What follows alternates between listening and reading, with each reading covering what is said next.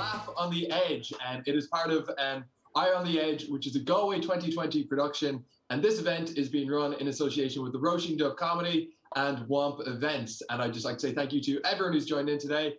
I know it is the nicest day we're going to have all year, so it's hard not to be outside drinking cans and enjoying that. So everyone that's taken the time to join, thank you very much. Give yourselves a round of applause. Yeah, and they didn't do that, so so that's the kind of show we have. So anyway, a little bit about tonight. We have 6 great comedians on. So we will have Aideen McQueen, Sinéad Quinlan, Emman Idama, Reggie Pollock, and coming all the way from the States is Zimmerman. So it's going to be a great show on the cards for you tonight. I am Ian Burke, and I'll be your host for this evening. I'd just like to say that this is it's quite a nice thing for me to be asked to host this tonight, because I can just say that for 2 years, I had the absolute pleasure of actually working for Galway 2020. And it was one of the best working experiences of my life. I absolutely loved it there. Everyone in the team was amazing. And it was such a thing to be a part of. And we're all so excited for what was going to be the greatest year in Galway's history. And yeah, that didn't really work out very well. So instead of celebrating a year of culture and arts, I'm currently celebrating my year anniversary of being unemployed. So it was lovely to be asked by Galway 2020 to host this event, because honestly, I really needed the money. And yeah, cheers to that. But I just want to say, like, it's been what a crazy year it's been. It's funny to just think back on like the stuff that happened before that you took for granted, and now you'd absolutely kill for it. Like I'll never forget my birthday in January 2020. It was the worst birthday I had ever had. And I honest to God thought that no birthday would ever be worse than this. And so disclaimer before what happened. Okay. I told the event of this night before on a Zoom last year, a Zoom comedy show I was doing. And it turns out that my ex-girlfriend was actually watching said Zoom. Stalker. but fun part is she then after threatened to sue me if I ever told this story again. So for the sake of this story, let's say my ex's name is Shauna, because that's what her name was. Fuck it. The best thing about having nothing to lose is that, like, I don't have to give a shit. What's she going to take? I don't have anything. So anyway, January 2020, it is my birthday. It is a Sunday night, and I am at my parents' house. I am very sick. I've got a chest infection. I've already texted work and told them I won't be in the next day, which, by the way, took me like 6 hours to work up the courage to do. Because I don't know why, but even when you're really sick, it feels illegal to ask for time off. And all day I was anxious about it. And at one point, I even asked my mom if she'd call them for me, which I realized is like the biggest bitch move of all time. So thankfully, I didn't do it. And when I finally text back 5 minutes later saying, yeah, that's sound. And I was like, why did I make such a big deal out of that? But anyway, then I'm at home. It's about 10 o'clock in the evening. And I get another text. And I check my phone. And it's my ex-girlfriend. And she goes, would it be weird if I came over to your apartment? Now, normally when I get a text like that from her, what I do is I just ignore it. And then the following day, I'll just reply and be like, whoops, sorry, only seeing this now. Which also that's a bitch move. So I think there's a theme emerging here. And the theme is that I'm a little bitch. And it's just who I am. I'm okay with it. But anyway, this time I was like, you know what? I don't have to ignore it. I'm not even at my apartment. I'm at my parents' and I'm sick. I'm like airtight. If I just tell her this, that'll end it. So I tell her that. And she replies, oh, that's cool. You can just come to mine. And I'm like, okay. I'm like, I admire the brazenness of it. But and then there's about a 10 minutes long of me telling her I'm sick and her being like, no, it's cool. Come mine. And then eventually she's kind of like, are you really at your parents' house? And I'm like, why would I lie? I'm at my parents' house and I'm defending myself. I'm like, I wouldn't lie. I'm genuinely, but see, I'm an idiot because I thought she was accusing me of lying. turns out what she was doing was confirming my location. Which, so about 10 minutes go by there with no contact, and I'm thinking, like, thank God that's over. I'm in the clear. And then I get a text, and all it says is, I might do something a little bold. And instantly I know what that is. I'm like, Jesus Christ, don't do it. Don't do it. I even write back, I'm like, do not come to my parents' house, please. And nothing for 5 minutes. And then I get a phone call, and it's her, and I'm like dreading it. I'm like, I got to answer. I'm like, hello. And at this moment, I find out two things instantly. One is she is already in a taxi. Two, she is not sober, and not even close. And you know, I'm not one to judge people for their drinking, but it is a Sunday night, and but anyway, this, I don't know what the worst part about this phone call was. This phone call was wrong on so many different levels. So what she says to me is, the reason that she's ringing me is because she's in the taxi and she doesn't feel safe. These were her exact words. She goes very loudly, "It's a dark taxi." And oh my God. I'm like, where to begin on that? I'm like, first off, she's saying that she feels unsafe in a taxi with a black person. That is so incredibly racist. But for some reason, it's even worse the way she described him as a dark taxi. I don't know why, but that's even more racist. But I think that the worst part is that she shouted this so loud that he could hear her. And I didn't know what to do. He actually turned around and replied and goes, "You don't need to feel unsafe." At which point I just hung up and go, what on earth is coming to my house right now? And my mom, who's in the other room, heard this conversation, and she comes in and is like, "Who are you on the phone to?" And I'm like, "Look, Mom, I don't want to alarm you, but Shauna is on the way to the house. Under no circumstance are you to let her in." And I'm like, "Mom, promise me you won't let her into the house." But my mom, she's like, she suffers from this condition where she's a good person. And she's like, "Oh, but I can't leave her outside. It's freezing cold. It's January. I can't leave her out there." And I'm like, "Mom, you know for a fact it's the best thing to do." Anyway, she ignores. She comes to the house. My mom lets her in, and she comes into the sitting room. I'm lying on the couch. I am, like I said, dead sick. She comes in, and almost immediately she tries to, I know this is a show for the kids, so I'll try put it in terms they understand. She tries to give me a hand shandy, as the kids call it. And for any older people watching at home, she tried to wank me off.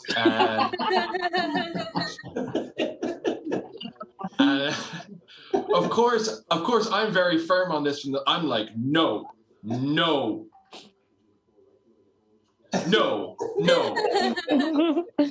And then she I push her hands away, and then all like lovingly, she's like, "Oh my God." And she's like, "I feel so bad for you." And she jumps onto me and gives me like the biggest bear hug. Like she's just on top of me. And like I said, I've got a chest infection.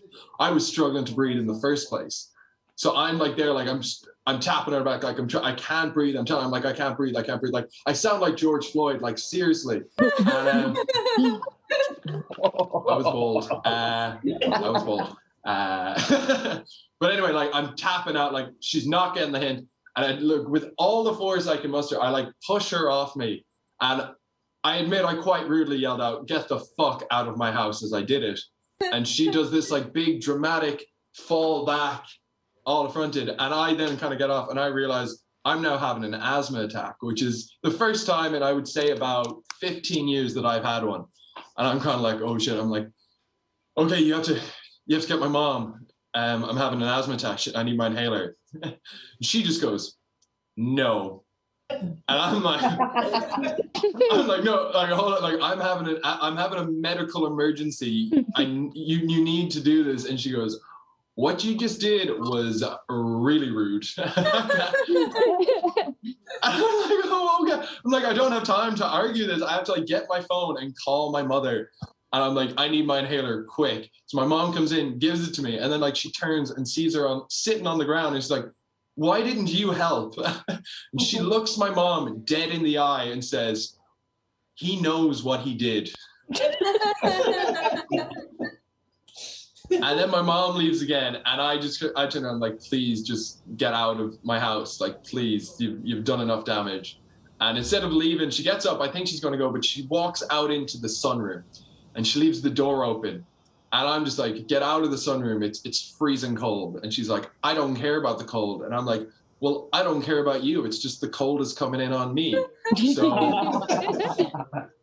So she then like slams the door shut, and I'm just kind of like I'm so angry, but at the same time, I'm like just enjoying that minute face. I'm like, okay, finally, I'm on my own for a second. I'm like, there's so much to get through, but enjoy this moment while you have it. And then all I hear is, blah, and I'm like, oh no, she didn't. Oh, she didn't. And I'm like, but maybe she didn't. Maybe she didn't. I'm like, okay. And then I hear a second one, blah, and I'm like, oh God, she did. She did. And my mom comes in and she's like, maybe you should go to the hospital. And I'm like, Mom, that's genius.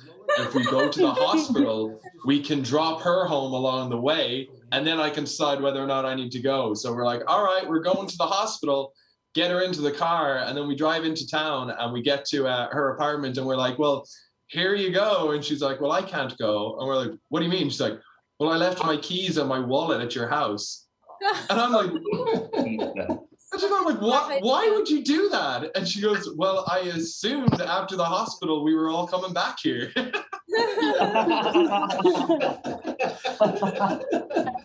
And then I have like the most heated debate I've ever had with my mother at that point, where I was saying we leave her on the side of the road, and my mom, once again being the good person that she is, she's like, we can't just leave her on the side of the road. So at that point, I just go, all right, Mom, that's it. How about you drop me to the hospital, and then you can go back to the house and get her keys and stuff. And I'm like, either way, I'm taking myself out of this situation. And then as you get to the hospital, just as I'm getting out, I'm like, I have to say it. And I'm like, I go, Mom, by the way, she puked in the sunroom. At which point she starts screaming like, no, I didn't. No, I didn't. No, he's a liar. He's a liar. And I kind of started doubting myself. I'm like, maybe she just kind of like, and didn't. And I'm like, maybe I didn't see it. But I was like, so Mom goes home to investigate. And she goes into the sunroom, at first doesn't see anything. And she's like, oh, she didn't. But then in the corner of the room where my dad keeps his horse riding equipment, she noticed his helmet and walked over. And it's not the helmet he uses, it's his backup helmet. And she picks it up, and in it, full of puke. And at least she's like, well, thank God it's this one and not his expensive €150 horse riding helmet, because that would have been a problem. And then she looks at that one, and it is also full of puke.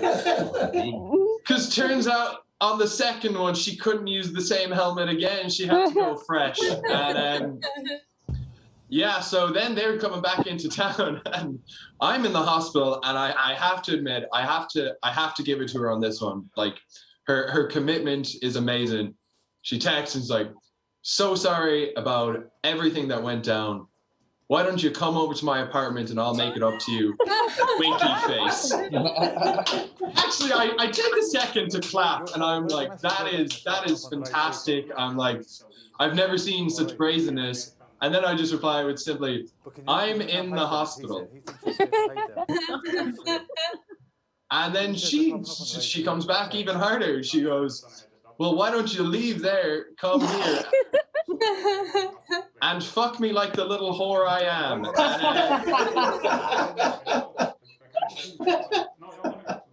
And then I didn't say it, but what I really wanted to reply was just, first off, you're not little, and but that would have been too bad. I'm not going to sink to that level. But anyway, the point of this story was that was the worst birthday I had ever had until this year. My birthday was in a level 5 lockdown, and it was the most boring day of my entire life. And I remember throughout the day at multiple times just like checking my phone, being like, I wonder how she texted. Being disappointment. And then after we had the cake, my family was sitting there, and there was a bit of an awkward silence, and my mom just sighed and goes, guess no unexpected guests this year. So anyways, that's what I'm saying. 2020 has put things into perspective, but that is enough of my ranting. It is time to move on to the good comedians of the night. And up first, we have the amazingly talented Aideen McQueen. Thank you very much, Ian. Good, thanks. I like this. This is good. Thanks, Ian, as well for changing my name. Shauna is a good one to pick.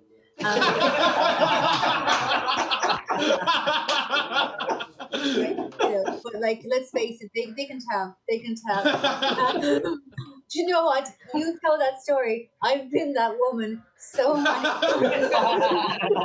Like, I'm like what you would call a spontaneous woman. You know, that's the Tinder profile.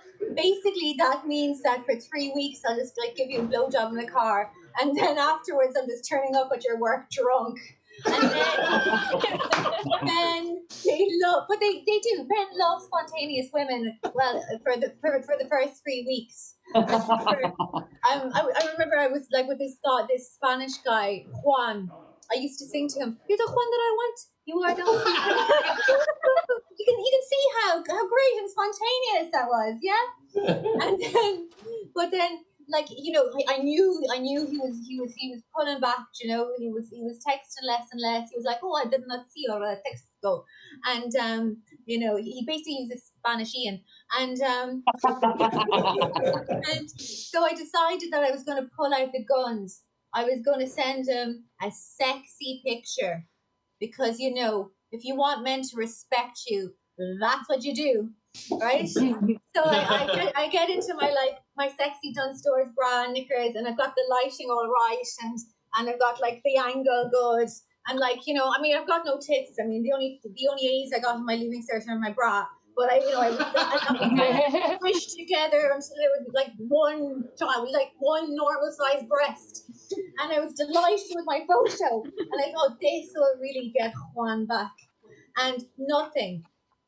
And then after about 3 hours, he goes, "Aideen, you really need to tidy your room." I thought I was being a pretty girl, but actually I'm just messy. And but I'm really happy that I was invited to this, because they looked for people that were under 28, and I'm actually 38, right? If one person laughed at that, it's not funny. Like they I'm 20. I'm gonna live forever. How cute! But no, I just turned 38. It's just very good lighting, and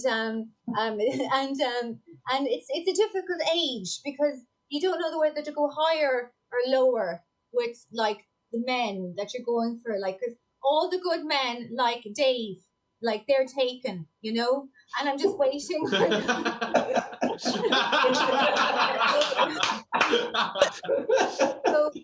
So I'm just waiting for the man of my dreams to, you know, get left by the woman of his dreams and settle for me. But like, I mean, it's just much younger or much older men there. And I mean, there's young guys there, and some of them are cute, but you don't know whether to, like, you know, breastfeed them or to breastfeed them. You know, like basically there'd be breastfeeding going on, but it's not appropriate. So the man I'm going out with now, right? My boyfriend, I call him boyfriend, but I really should call him daddy, because he's 55 years old. Okay, I thought everyone would be a bit more shocked. But everybody just looked at me and went, "Aideen, considering what we've heard from you already, that's actually very good for you." Right? I met him right at an economics festival. Okay, that's where I want to get. I have no career, so I just want to meet the rich cock, right? You know, feminists say fuck the patriarchy. I do by trying to actually fuck the patriarchy. And so I meet him at this economics festival, and he comes up to me and he tells me, "Oh, you look like Rachel Johnson." And I was like, "Oh, thanks. Who the fuck is Rachel Johnson?" I googled her. It's Boris Johnson's older sister. So obviously he's too old, too conservative, and too I don't know, Tory for me. But he does have that, you know, sexy quality that older men have, you know, a mortgage. And so I went along with it. And then he did this thing, and I'm warning you, young people, this will happen to you, all of you, at some stage. He started to show me photos of himself when he was in his 20s. And it's just, what are you meant to say? Like, oh, wow, you looked great. That's it's a pity we didn't meet when I was 9. Yeah, you could have come to my communion, you know. Like, really. So, but he has I decided, like, you know, I was kind of, you know, seeing a few people, because I basically use Tinder like Just Eat. I kind of choose what type of food I want, Italian or whatever, Spanish, Mexican, and go for it. So we decided to do the lockdown cocktail, and I went over to England, and he's got 2 kids. He's got 2 kids, right? Elodie and Samuel. So Elodie is 19 and Samuel is 20. So, you know, they're practically my peers, and so much in common with them. And it's difficult though, because you can't, like, they can be really fucking annoying, and you can't say anything to them, because, like, you're not my mom, you know. So, like, you can't say anything. So the only thing you can do with your, like, you know, step kids is, I have to wait until Harold gives out to them. I mean, come on, his name is Harold. Even that name is old. Like, there's no Harold coming in here on a scooter, is there? Unless it's like a mobility scooter. And so I have to wait until he gives out to them if I'm really angry. So he'd be like, clean your room, Elodie. And I'm just there like, say in a Snoop Dogg video from the 90s, where Snoop Dogg would say the main thing, and then this big, usually very overweight rapper would weigh in with the same shit. So he'll be like, clean your room, Elodie. And I'll be there like, clean your motherfucking room. And then Elodie, like, what an arsehole name as well, Elodie. But so I'm so glad she doesn't know about Galway, so she doesn't even know about Ireland yet, so it's fine. No, and I mean, just one day she was just going out in this really inappropriate, really tight, like skimpy, like I'm gonna say slutty top. And I just had to say something. I said, look, Elodie, you can't go out wearing that. And she said, why not? You can't tell me what to do. You can't tell me what to do, you know. I'm like, yeah, I know I can't tell you what to do, but that's my top. Give it back. I need that shit. But so I was let me see, new news. I was asked to do a few corporate gigs now for Zoom, because, you know, they're trying to cheer up the staff. And I was asked to do a gig for Shell Oil, and I was like, my agent was like you could will you do a corporate gig for Shell Oil? And I was like, no, absolutely not, no way, I'm woke. And he was like, it's £1,250, and it was like, fuck that, I love the oil company, fuck the people, I'm in, right? But then I realised I have to pay £500 tax now, and I'm just suddenly I've become a Boris Johnson. I'm like, you know, like, do we really need ambulances? Do we really need I mean, look at Ian, he was sick. He got to the hospital in the car. You know, people can puke into helmets. It's fine. Hospitals, right? But so I've thought about it a lot, and I think everybody hates paying tax, right? And the only tax that people would like to pay is if there was a hot tax. So let's say they taxed you on being good looking. Because let's face it, good looking people just get shit, don't they? You know? Like, I mean, people buy drink. I mean, look, some of you girls, you're so young and good looking, you don't even know that alcohol costs money yet. Okay? We'll find out in the future. right? So, but the hot tax, I mean, so like, because it would be something that you'd actually want to pay. You get a letter from the revenue and it goes, you are now, income, and you're like, what the fuck is it? Oh yeah, revenue. You are now eligible to pay the 10% hot tax. Oh, well, I suppose. Yeah, that does make sense. And then you'd be on Facebook later saying like, oh my God, had to pay the hot tax today. Somebody buy me dinner. And then think of the chat up lines. It'd be like, bitch, your ass alone is putting 2 nurses through the tree. You're so hot. Like you're in the hot tax bracket. But then that sad day would come where you would get a letter. Tax rebate. No longer eligible for the hot tax. And you'd be like, look, I'm still working out. Look at my Instagram. Look, got Botox. And that would be it. So yeah. So if anyone thinks they're very good looking, Dave, you can pay me some tax. And this is shameless flirting. I mean, poor Altina is just like, I'm totally confident, it's fine. They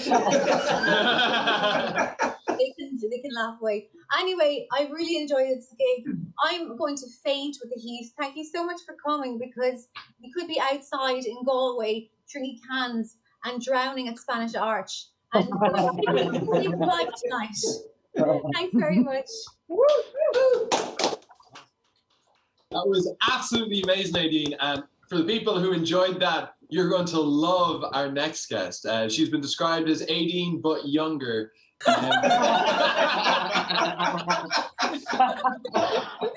Please welcome the amazing Sinéad Quinlan. What an introduction. Oh my God. Oh, yes. So as Ian said, I am Aideen, but younger.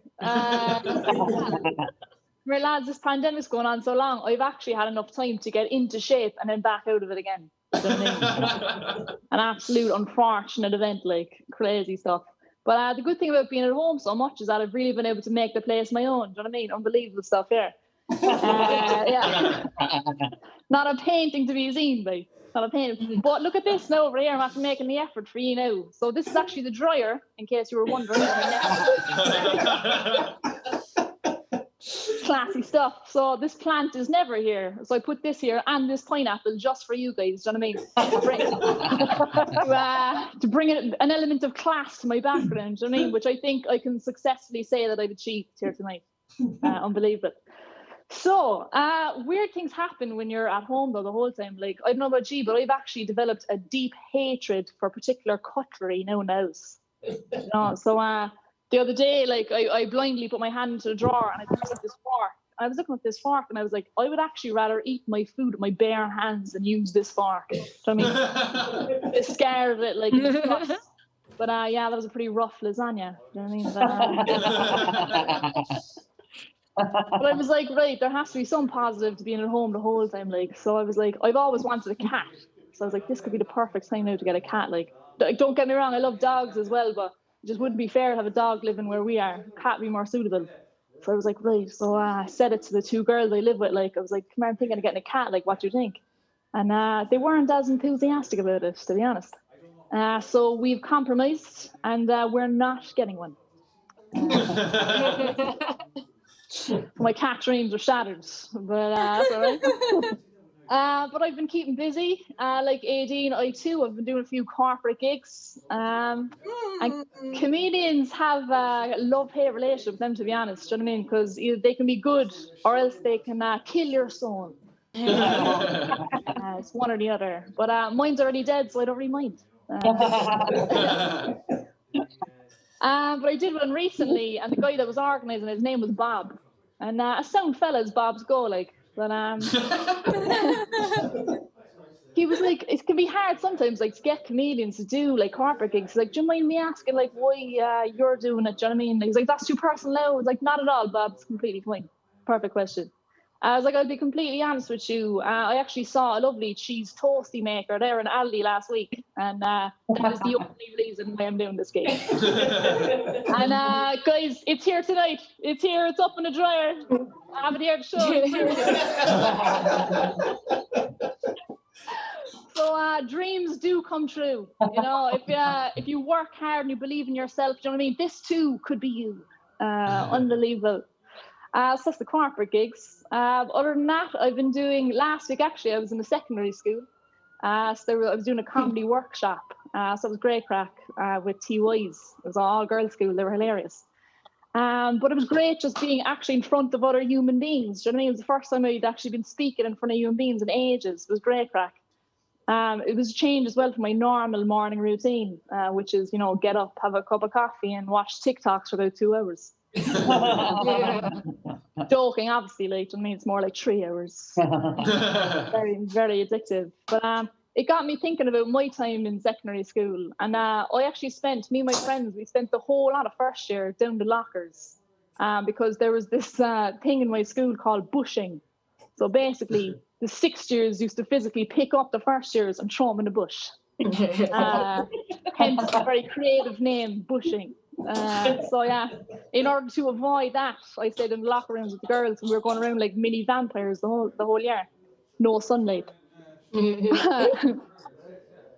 But other than that, my teachers, like I had some teachers who had really strong Cork accents, and for some weird reasons, the one with the strongest accents were the ones teaching languages. So like my French teacher in particular had the strongest accent you've ever heard in her life. Do you know what I mean? So like if you're saying hello in French, like it's bonjour, you know. But my teacher would be like bonjour. We're all like, oh yeah, bonjour, like, so we're all picking this up from her, like, so. And it's just to ask somebody what their name is, you know, it's comment tu t'appelles, but she'd be like, comment tu t'appelles, you know. And it's like, it's more like something like, it doesn't even sound French, do you know what I mean? It's like something you hear in GA in the sidelines, do you know what I mean? Comment tu t'appelles. Go even on. So yeah, as you can imagine, the French oral didn't go too well. Yeah, the largest baguette in the world couldn't have saved us. Like, we were screwed. And the Irish oral didn't go much better, but that wasn't the teacher's fault at all. That was on me. I was so nervous. The Irish oral, like the first thing I said was "Constituta." So from the get-go, wasn't great.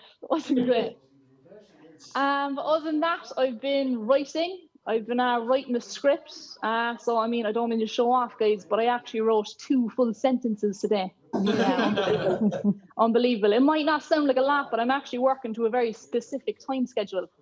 So the plan is that I'll have the script finished just in time for me to be eligible for the vaccine. So, yeah. So I'm right on track. at the moment. Yeah, fair play to the government, do you know what I mean? Fair play to them. They're all on TikTok now, actually. That's the latest thing. They're all on TikTok. I don't know, they're trying to show us some kind of a, like, we're just like you common people thing. I'm not quite sure what they're kind of doing. But, you know, we make mistakes as well, or whatever, which is fine. That's a good tactic to use if, like, you're the manager in Dunn Stores. You know, you know, the staff would appreciate it. When you're, you know, the government of Ireland in the middle of a crisis, it's not as comforting as you would think. But yeah, I won't talk with the government too much because I think we're sick of talking about them. Do you know what I mean? So the next thing I want to talk about, they've had absolutely nothing to do with. And that's before I was a comedian, I actually used to work with the homeless. Aww.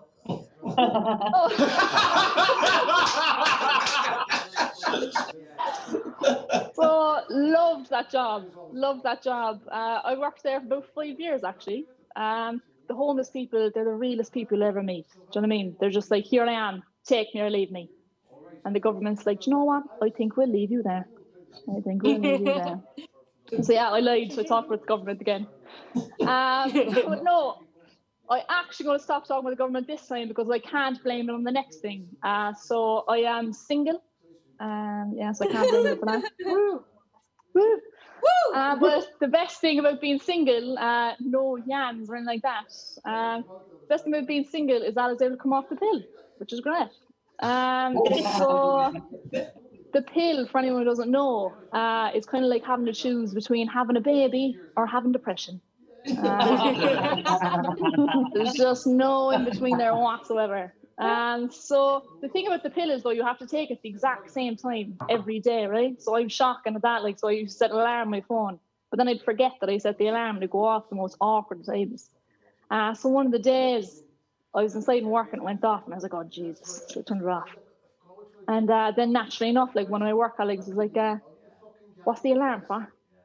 I was like, what alarm? They were like, the alarm that just went off there. I was like, oh, this alarm. Oh, that's I was trying to think of something. I just couldn't do it, guys. The Catholic guilt got me. I couldn't tell them the truth. And I was like, right, think of something. I was like, that's a reminder there for me to go for a walk. Yeah, I've seen there on Operation Transformation that walking's pretty good for you, you know. So they're like, all right. And then one of my work colleagues was like, well, you better get going, so Sinead.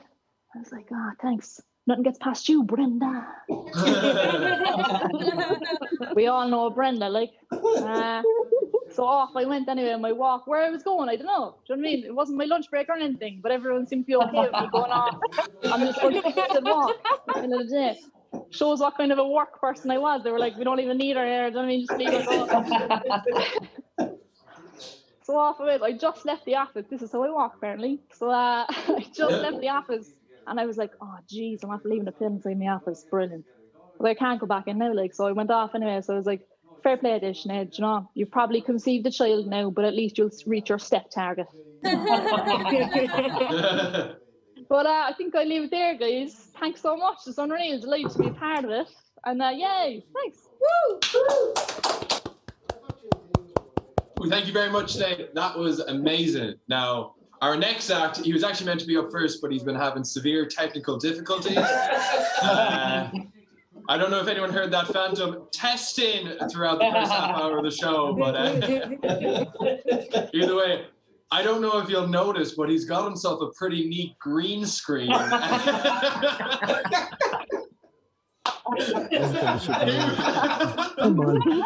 Here we have Emman and Idama. Hey, what's up? Well, it's good to be here, people. My green screen idea did not go as planned. This is meant to be a dark red wall, brick wall, but who cares? Let's get into some jokes. How's everyone doing? Everyone good? Woo! Yes, that's good to know. How is the COVID pandemic season 15 just coming along? We enjoying it? We're enjoying it. COVID. Yay! People are going crazy. People are like, oh my God, COVID. And it's so weird, right? That people are protesting saying, I don't want to wear a mask. Mask is bad, blah, blah, blah, blah, blah, blah. And we are shocked about this. Society are shocked. People are saying, I can't believe they don't want to wear a mask. Shame on them. I can't believe people are going crazy. Like, how? Think about your lives. Think about your lives. Just put on a mask. And everyone is going crazy about this except me, because I was born when AIDS was popping.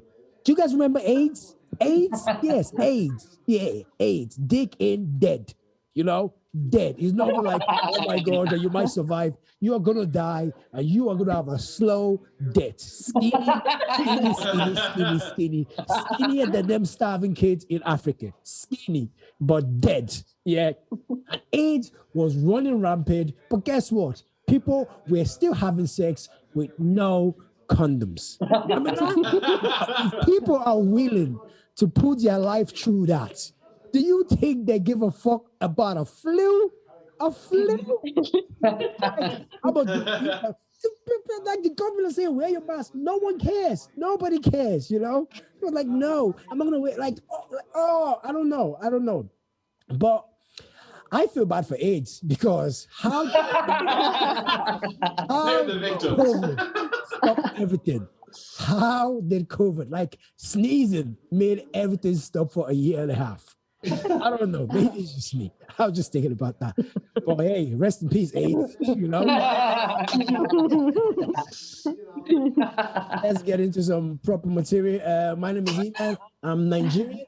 Yes, and I came over to Ireland at a young age. I came here when I was 6. Came over to Ireland at the age of 6. And, you know, my family came all the way from Nigeria, and we flew all the way from Nigeria to island to island because we love the code. You know, that is what African families say to them. You know, let's find somewhere that has 5 fucking minutes of summer. You know, let's go somewhere that, like the sun comes out and goes down in the same time frame. Let's find that. So we came here and we all stayed in the town called Kidel.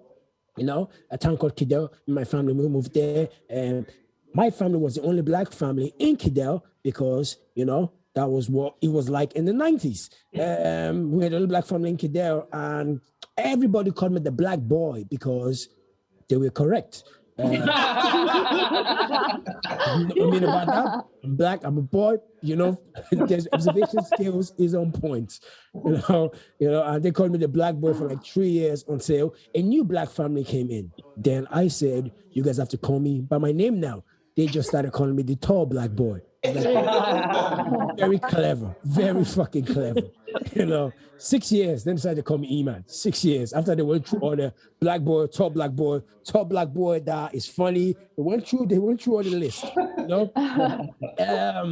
Now I am now trying to get a proper job. You know, because I started doing comedy 7 years ago, and then I quit my job 4 years ago. I say quit. I was fired because they fired me because they accused me of stealing popcorn.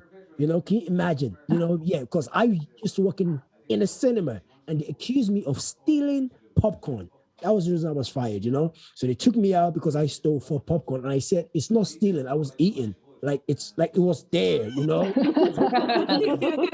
So they fired me. And in Cinewood, that's where I got fired from. I used to work with a guy called Sean.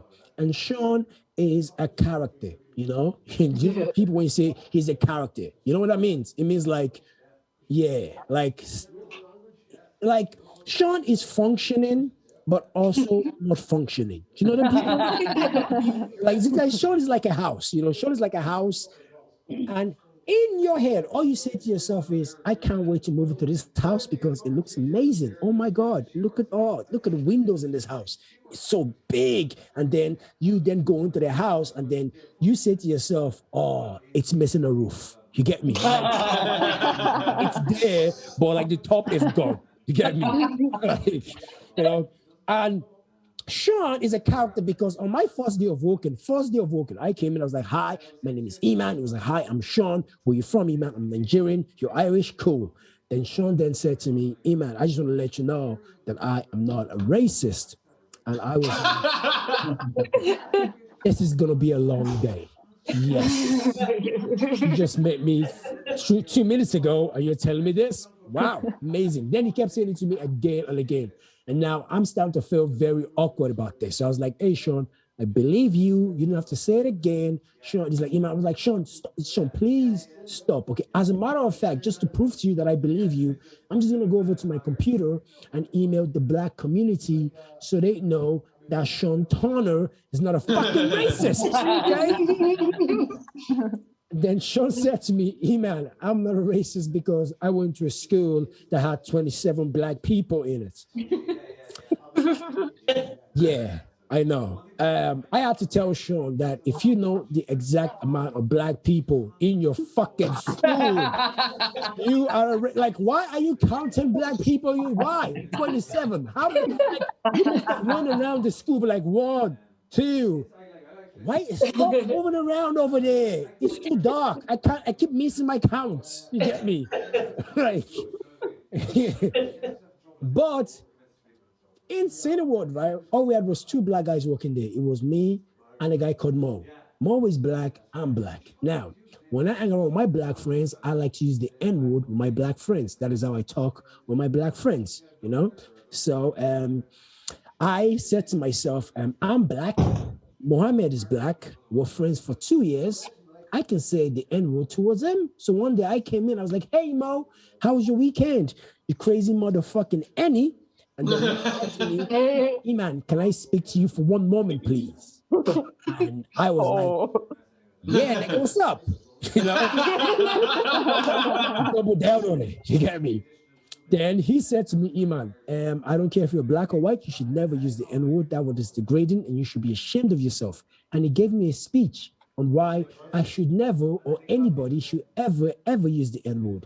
And for the first time in my life, I knew what it felt like to be a white person, okay? Yeah, I was saying to Mo, I swear to God, I'm not a racist. Let you know that my mom is black, my dad is also black, and my sister is black.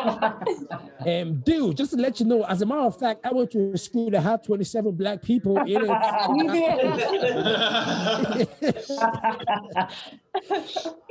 Yeah. Mo stopped talking to me because apparently I'm a racist bastard. It's also great because I am now at the age of 28 years old. I have to think about that. Can you imagine? I'm 28. Am I 28 or 20? Yeah, I'm 28 going 29. Jesus Christ. Wait a second, let me call my mom. Mom, how old am I?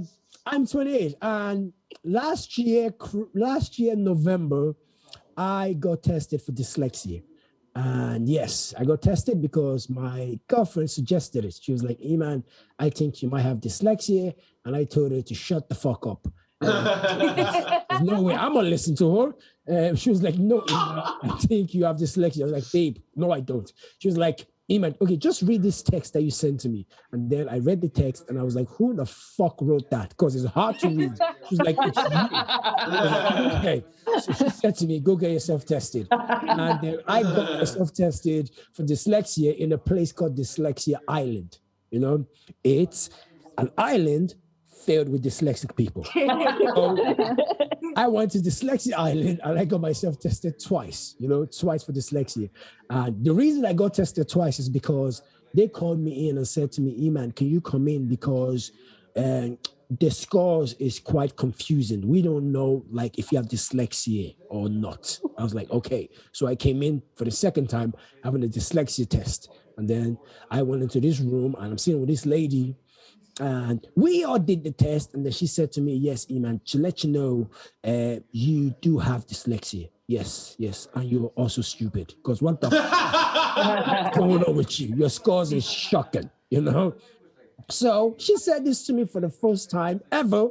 I found that I had dyslexia. I was taken back. I was shocked. I was like, please give me a second. Can I call like my mom just to let her know about the tragic news? And I called my mom. I was like, hey, mom. I was just letting you know, my mom is black, obviously. There's nobody looking at me saying, I think he has the Angelina Jolie syndrome.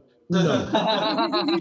Yeah, I was too expensive. They bought the neighbor's kids in Africa. 2 for 1, I would get 1 free. So I called my mom. I was like, hey, mom, just to let you know, I have dyslexia. She was like, no, you don't. I was like, yeah, mom, just did the test. It says I'm severely dyslexic. She's like, no, Emman, you are from Africa. We don't have dyslexia. I was like, I don't think that's how dyslexia works, mom. Okay, like dyslexia doesn't go by race. Like, oh, like dyslexia, white people, AIDS, the blacks. No, that is not how the shit fucking works. You know?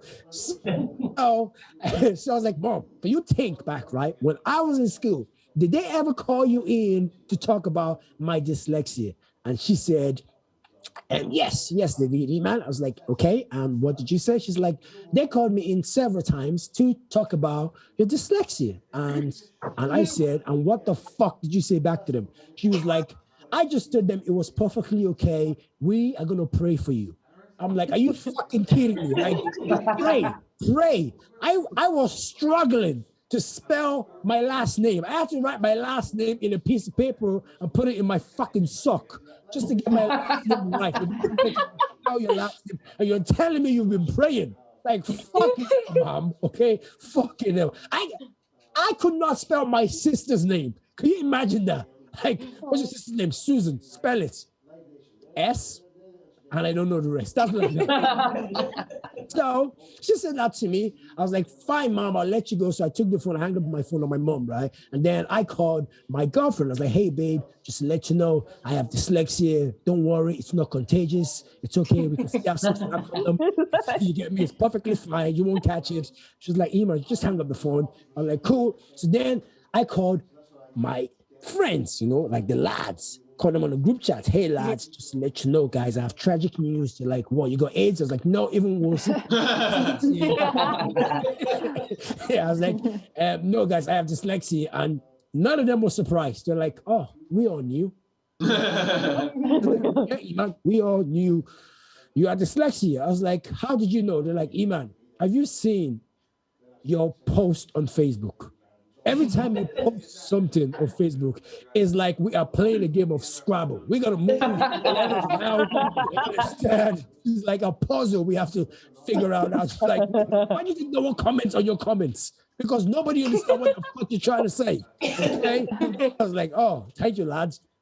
So then I went back into the office with this lady, and she said to me, Emman, don't calm down. There's no need to calm down. There's no need just for you to be ashamed or scared. It's dyslexia, you know, it's common, you know, it's a disability. She started saying that to me, that dyslexia, it's a disability. And I was like, don't you ever say that to me. She's like, why? I was like, because dyslexia is not a fucking disease. She's like, why don't you think it's a disability? I was like, because people with disability, they get benefits, okay, from the government, from the states. Yeah. Also, if they don't get their benefits, they go on protest down the fucking streets, and they have signs and like, we want more ramps, we want elevators, we want that. And people are like, yeah, give them more ramps.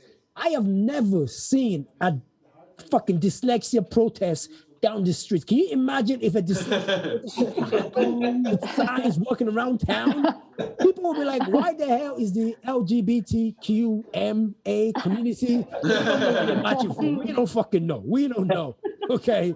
You know, and then like she said to me, Emman, it's a disability, calm down, stop taking. I'm like, stop calling it a disability. She was like, why? I was like, because like, so you're telling me that I have a disability? She was like, yes. I was like, okay, so you're telling me that I can join the Paralympics? And she was like, you could, if you can spell the Paralympics. It's like, fuck, you got me. You fucking got me. Fucking too hard to spell, okay? I think I'm almost out of time. So about 5 minutes ago, yeah. 5 minutes? Oh shit! Sorry. Okay. No, continue. Anyway, keep going. No. I'm sorry, guys. I'm quite out of time. That's my time. Anyway, if you guys know we are my daddies, that would be quite helpful, cause you know he's black, so you know. They don't know, but. So if you guys can find him on Tinder, let me know, and have a good night. Thank you. Idama, everybody. Oh God, I had a shocking realization listening to Emman there. I think I might be a little racist because I also know exactly how many black people went to my primary school. Because it was zero. I think the whole school was racist, if I'm looking back correctly. But anyway, we best keep this show moving along. And our next act is the wonderful Reggie Pollock. Woo! Hi, my name is Reggie. I will have to remind myself to stand up straight during these gigs. Because, like, especially on stage, because I've seen pictures and videos, and it's not fucking pretty. Like, I'm built like a fucking question mark. It's ridiculous. Like, it's not the worst posture I think I've ever seen. I think the worst posture was on a man that I met in the Alloway Caves. Like, I thought he was totally normal at first, because, you know, the ceilings are quite low, so you gotta, like, crouch down. But no, he genuinely just had his neck coming out of his sternum. That's probably why he was in the caves in the first place, to be honest. You know, look a bit more normal and fitting in with the crowd. Still slept with him, though, so, you know, whatever. It's like a pair of, like, hyperactive salad tongs. It's ridiculous. So I've been thinking about breaking off a relationship that I'm currently in. Like, I think we've all been there, like, kind of dating someone that it gets a bit too intense and like they're a bit too clingy. It's suffocating, right? It's suffocating. Like all the texts and the emails and the notifications, and like, you know, at the start it was fun. Like I was growing and learning, but like I get bored easy. I'll put my hands up. I get bored easy, and I lost interest. And I think they kind of knew that as well, because the messages started getting a bit more frantic. Like, like, are you coming back? We need to work on this today. It's time for your Spanish lesson. Like, all that kind of crack. Like, Duolingo has gotten manipulative as fucking hell. Like, for those who don't know, Duolingo is a language learning app, and it's fronted by this green cartoon owl, and it's all cute and happy. Aww, don't all that. He's a prick. Genuinely, they sent me an email. They sent me an email daily for like 6 months. It was ridiculous. Like, they sent me one with the subject line after the 6 months of harassing me. They sent me one that just said, "You made Duo sad." With the sad face as well. And so, I'm a terrible person. I make plenty of people sad. They don't complain about it too much anyway. I'm not being manipulated by a cartoon owl. Anyway, I've gone back to learning Irish on it. Irish on Duolingo has been a bit strange. Like, it's kind of because the grammar's dumb and I'm really stupid, so it's been quite difficult. But I've learned a couple of of nice phrases, like "Cá bhfuil páistí," where's my child? Tá an páistí ag an bórtán, the crab has the child. Tá an skiing ag an bórtán, the crab has the knife. Basically, I'm going to do so well in a crab hostage situation. Just don't ask me what directions to use anyway. I used to live with a guy who was scared of crabs, actually, like really, really horrible phobia of crabs. Like he couldn't look at somebody moving sideways. That's how bad it was. Like, two people in a hallway at a house party, freak out. Absolutely ridiculous. That was a segue. I wrote that today. I was in a comedy workshop, and they said, a lot of your bits should link together. Because usually I just scream the word, link, but that doesn't seem to work. Link. I don't think I have any proper phobias. I have fears like a normal human being. Don't know why that sounded suspicious to me, but we'll move on. I'm scared of normal things, dark caves, large birds, all that crap. But then after that, I don't really have phobias, but I have two main fears: rejection and all farm animals. Basically, laugh at my jokes, or I'll go home and hurt myself, and don't fucking bring that goat anywhere near me. Sheep, goats, horses, all of them. Chickens get a pass. Chickens only get a pass because I'm fairly confident that I could beat a chicken in the fight. In a fight. And if I don't, that's just natural selection. Let it happen. Let the chicken kill me. I'm okay with insects though. I like insects. I like spiders. I think spiders we have the same vibe. We've both got quite long arms and legs. Insect usually works better if you can see my whole body, but COVID. But I'll put them outside if someone else is scared of spiders, because I'm big and strong. But I read an article recently that said if you put spiders outside, they'll die. So I've been trying to stop doing that. But a friend of mine pointed out that kind of sounds like propaganda written by spiders. So I don't really know what. Yeah. Ian was talking about telling stories that he's been asked not to tell. I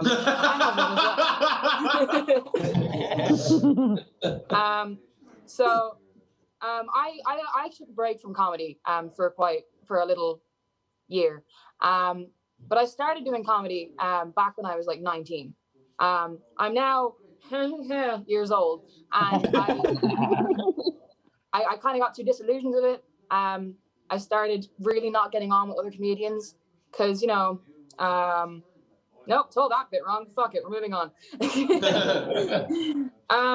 So I started doing comedy out of spite.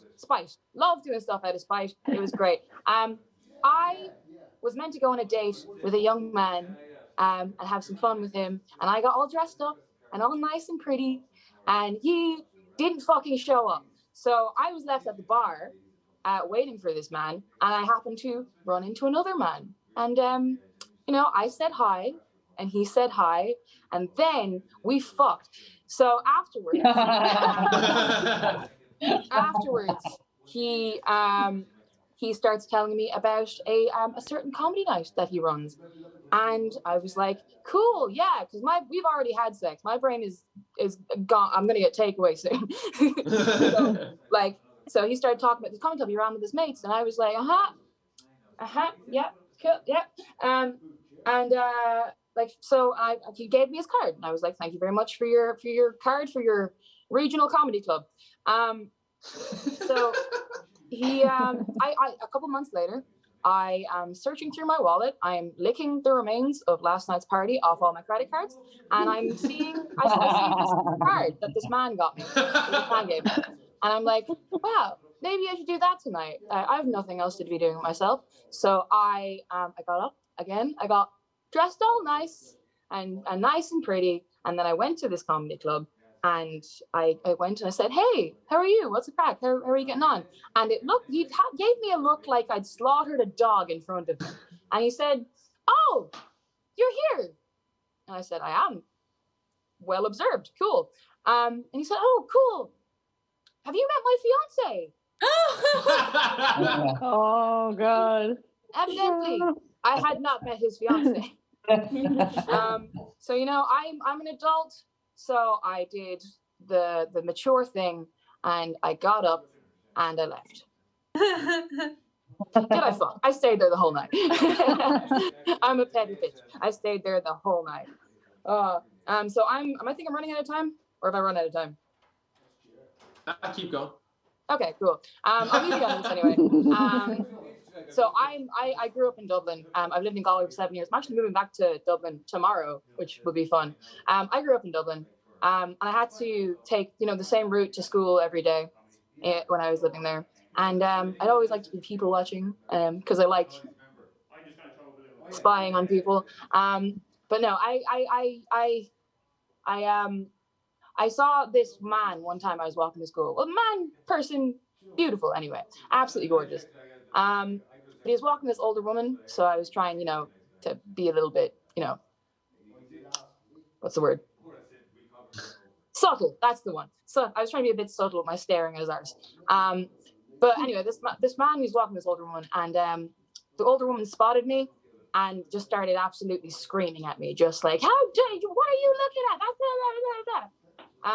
Because that's the way people talk in Dublin, obviously. So started absolutely screaming at me. How dare you? You're disgusting. That's my nephew. He's 10. And I said, no. Oh shit, fuck, 10. Love, he's a 7 at best. I've been metropolitan. Thank you so much. Hey. And that was amazing, Reggie. And that does remind me, I really need to stop giving out those business cards. Anyway, Paddy Shack every Monday at 9.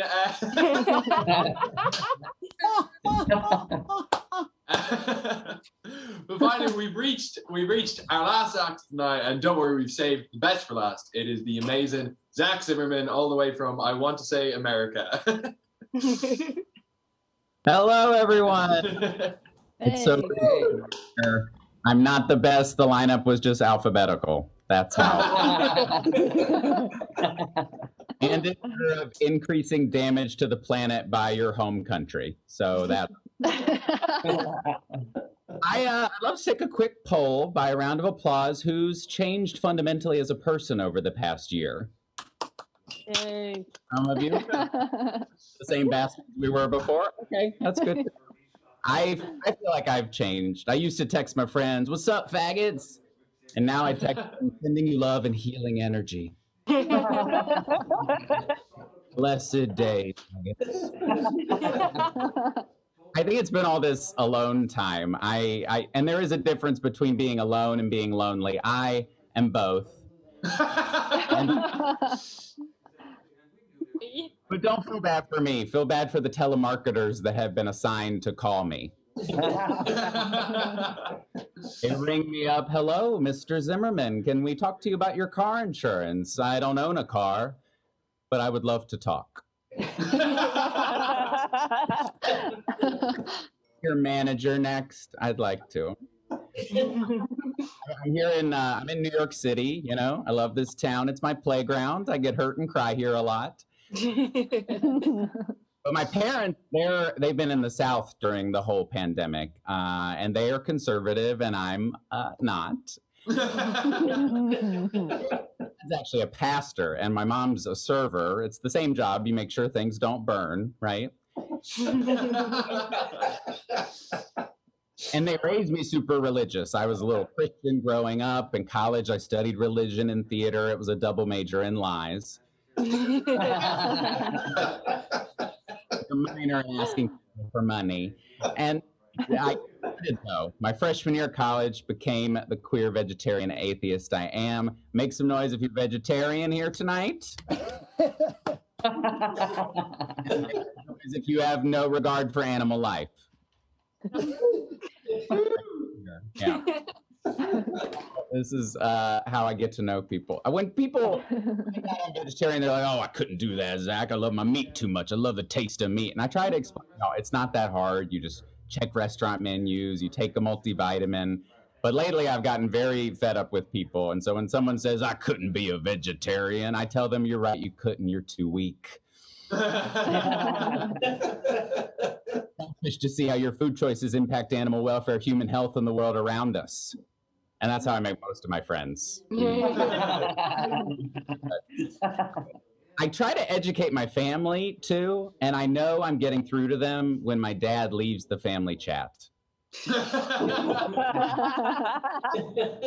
up a thread. Hey, everybody, happy Pride. Going to the local Pride parade today. Zachary, the Bible says marriage is between a man and a woman, and we know that to be true. I'm not going to let a 2,000-year-old document written by bigots dictate how I live my life today.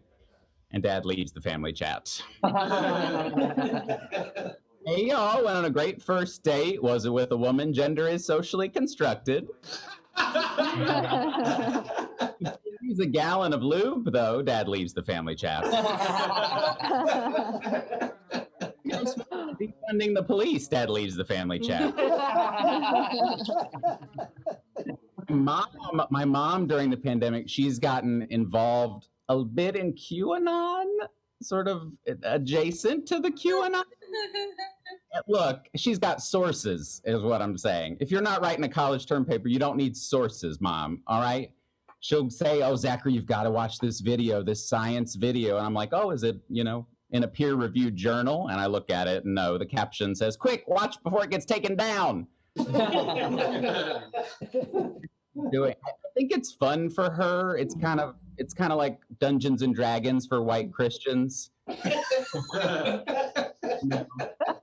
I rolled a 6. Mike Tucker Carlson attacks your child pedo ring beneath the pizza shop, and Lady Gaga's blood poisons you. It's wild, because growing up, she didn't let me read Harry Potter, and now I'm trying to stop her from reading fantasy written by transphobes. Like, I'm just trying.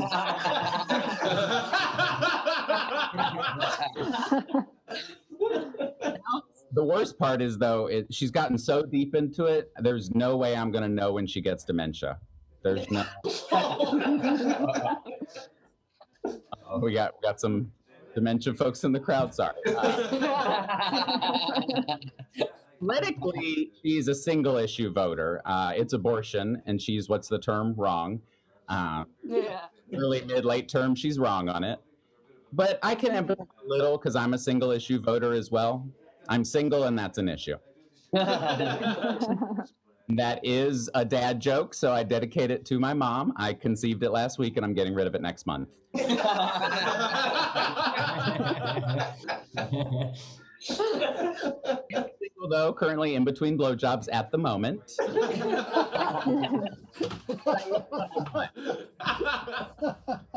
Zach, what are you looking for? And I know what I want. A boyfriend so hot, people think I'm his agent.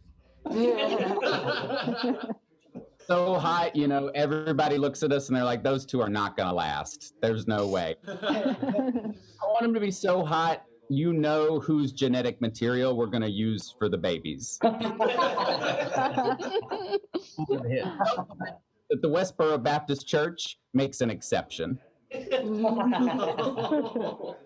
they pick it and they see him and they pack up. Hey, sex is sin, but Zach, get it in. You're allowed. I'm in definitely a dry spell right now. It's been so long I can donate blood.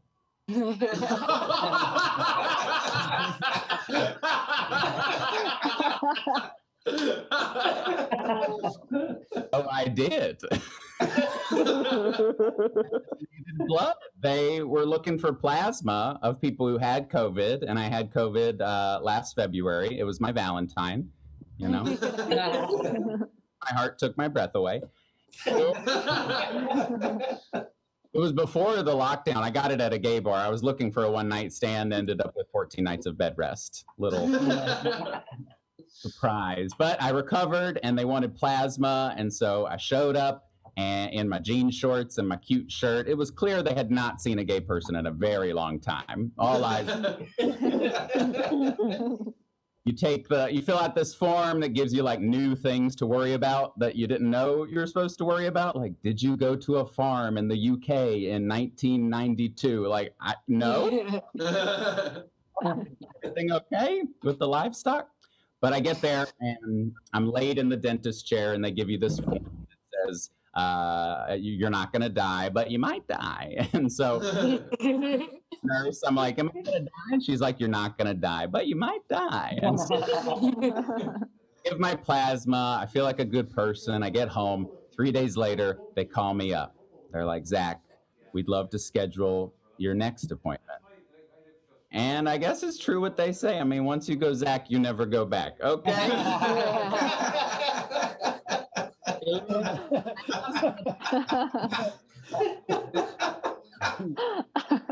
Don't be so eager, blood bank. Wait a few days. Hard to get.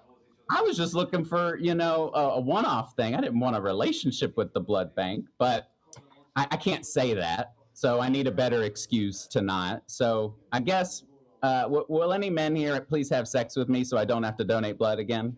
That's what I'm.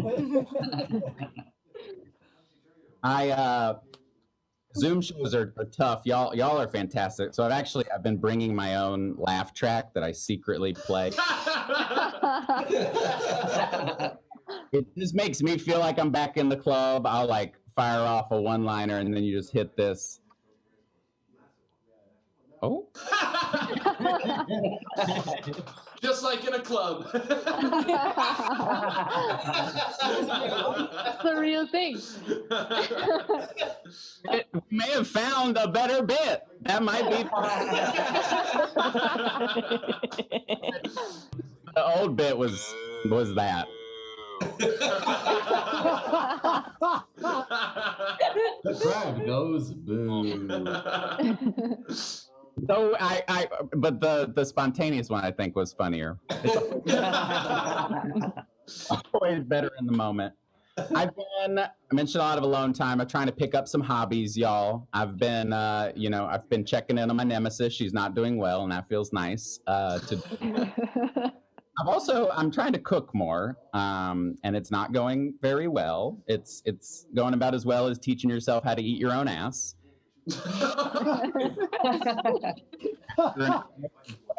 After an hour of trying, I'm still hungry.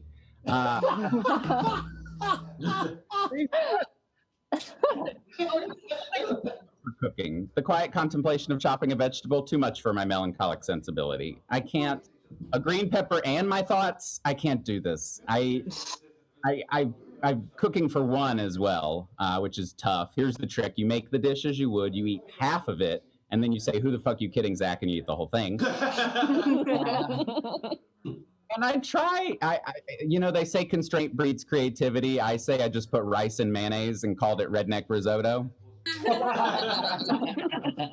Disgusting what's happening. I'm using string cheese as an ingredient. That's how bleak my kitchen is these days. And I don't understand like flavor profiles very well. I don't want to go around, hunting down all these spices. That's what got white people into trouble in the first place. So yeah, my bland food, it's activism, okay? And that joke wasn't tasteless, but my food is. It's dark. I'm on the keto diet. I'm trying to eat keto. Has this made it across the pond? It's high fat, low carb, best of all, doesn't work. But I do it because of the Facebook groups. There are these Facebook keto groups that you join and people share recipes. They share, before and after pictures. It's just like many variations of cheese. And my favorite post, though, is every few months, someone's like, hey, guys, we're deleting the group today. Please join this other Facebook keto group. And everyone very hard. They're like, oh, this group's been my family. This so inspiration. What are we going to do without? And then the moderators swoop in and they're like, no, that was a rival keto group. Poaching the membership. Everyone's like, sabotage. What do? We have to get back. Well, I have a brownie recipe I could post in there. Like, oh yeah, it has 40 net carbs. Say it has 1. Throw it over. Get it in there. What do you have? Oh, my sister and I kind of look alike, and she's really skinny. Use her as a fake after picture. Throw it in. The Facebook keto wars have begun, y'all. Who will bring peace to the land? I don't know. So I posted in there, hey guys, we're deleting the group. Please join the new group, Hot Nudes for Dudes.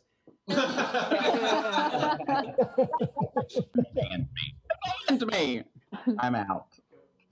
I do want to make sure today is a really important day. It's a big festival. I want to use this moment and this platform to shine a light on a marginalized group that I am a part of, tall people. That's right. I'm 6'4". It's mostly neck. I'm very vulnerable to assassination. It could happen any moment. Tall people, everyone thinks it's so easy being tall, but we get, asked a ton of questions. Hey, you play basketball? No, very gay and afraid of the sport. Hey, you a natural born leader? I'm a coward in a crisis, y'all. Big dick, you got baby cupcakes. And the surprising satisfaction of a baby cupcake. Sometimes a regular cupcake's actually too much cupcake. And so a baby cupcake is really, never mind. There's stuff you don't get to do when you're tall. I can't get to a concert early. I'm the villain of it. Wait to see Lady Gaga. You're going to hear Lady Gaga. Okay, she's not known for spectacle. What about what tall people want, okay? We want to cross our legs in the back of cabs, okay? We want to go to grocery stores and not help little old ladies buy tuna fish off the top shelf, all right? We want to use downstairs bathrooms concussion-free, okay? We want to raise our hand and not tickle the feet of God, all right? But the tall trauma is the hardest part. That's why I started a support group for tall boys that have been cast as dads in high school plays. We too fast. It was just too dark and too sad. I've been reflecting over growing up during quarantine and sort of clashing with my pastor dad. In high school, there was a big incident. I wanted to be a cheerleader, and I didn't know I was gay till college, but I left some clues. It's easy for the detective. Gay.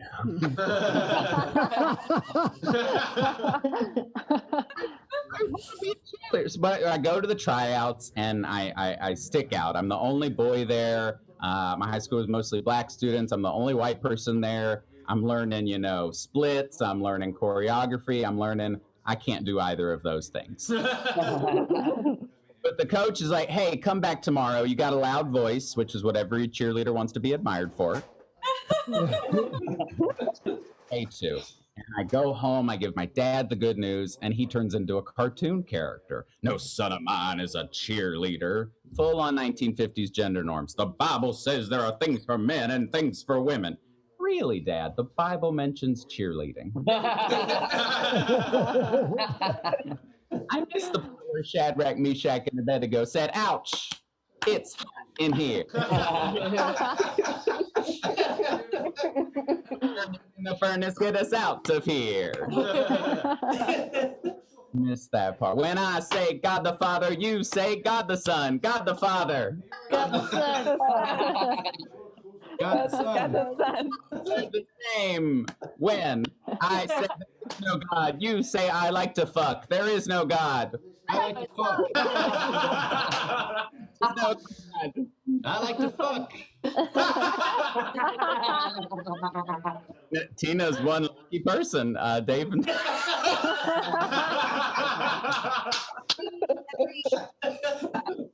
I'm forbidden. Yes, put them up. Oh, Dave and Tina. That's the new. Replace it with Adam and Tina. But I'm forbidden to go to my cheerleading callback. But when God closes a door, he opens a closet. The ashes of Dad's fire and brimstone sermon emerges a phoenix as I become something gayer than a high school cheerleader. I become my high school's mascot. Yeah. And the mascot of William Fleming High was William Fleming, a colonel in America's Revolutionary War. Yes. So I was like a white man from the 1700s who was doing very well. We don't have to get into the details of the man for the best, but I love being the colonel. You know, you stick this bobblehead on. I'm going out there not with a rifle, but with my rump. Woo! You know. Leaders have to do choreography. Mascots, we're free thinkers. We roam the earth untethered, unrehearsed, you know, and crowds love us. Holler. Woo! Hey. But all we can hear inside the machine, Dave, will you woo very quietly? Mascots don't get to hear their praise, like roller coaster designers who don't get to hear the screams, you know? Or poets who don't get to hear people say, I didn't quite get that one. Well, I love being a mascot. You check in with the other mascots, you know, two prisoners with a talk tunnel between cells. How you holding up in there? How long's it been? Listen, if you spank me, I'm going to spank you. The crowd will love it. What's that? No, I won't know I'm gay for a few more years. Yeah. My female friend needs my attention. I'll be right back. I was feeling extra bold, and I went to the opposing team side of the field, and I started taunting them with my signature choreography. That means you're a butt. Or a big butt. And then that means you're at my local furry convention. And I started, you know, backing it up on their brass band. We were up 4-1. And then I'm, you know, Eiffel Towering their cheerleading squad. And we're up 8-1 until their principal has a cop from their school takes off my bubblehead and escorts me from the stadium for unsportsmanlike conduct. That's when I decided we have to defund the police. I knew.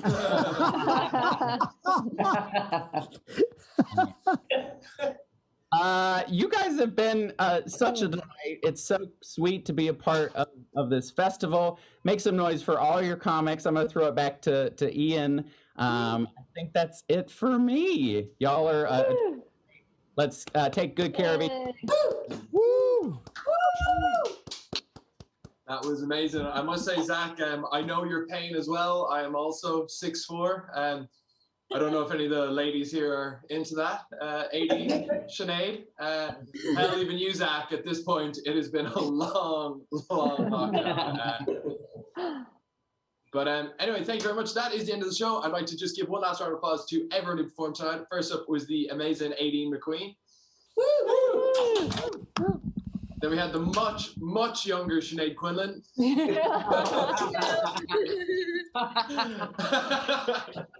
Then we had the technical genius that is Emman Idama. We had Reggie Pollock. And we had our main act, Zach Zimmerman. And of course, we had the fantastic Ian Burke. Come on, give it up. That felt forced, and I regret you for it. And of course, we had the most important people here tonight was the audience themselves. Give yourselves a round of applause. Thank you very much for tuning in. And just have one word, Dave. Just don't start a hashtag #MeToo campaign against me and Zach for all that you've been getting. It was a joke. I don't want us to be known as the Harvey Weinsteins of the Galway comedy. I kind of I don't want Zach, but you know, whatever. Oh. Well, anyway, moving on swiftly.